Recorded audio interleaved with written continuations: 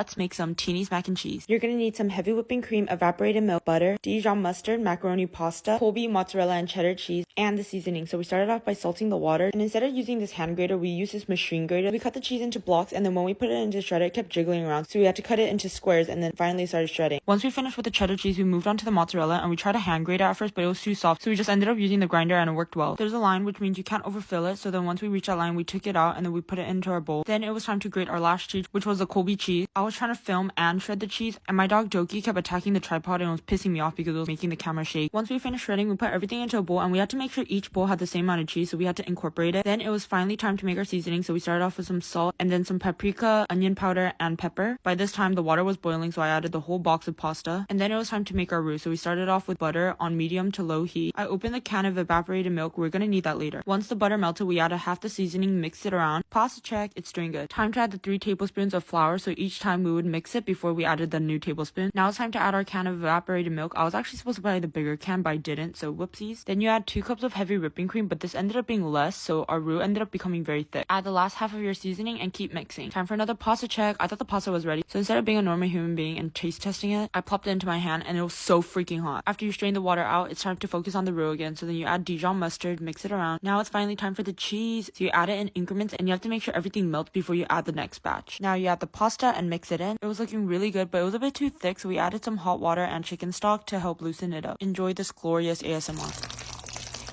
In the container, we put half the pasta, a layer of cheese, and then the other half of the pasta, and then more cheese on the top, and then we added some agave because the pasta was tasting a bit salty. Preheat the oven to 350, bake it for about 20 minutes, and then broil for another 2 minutes to give that crispy top, and you're finally done. 10 out of 10 would recommend. This was such a big hit, and it's perfect for group settings. And it looks so delicious.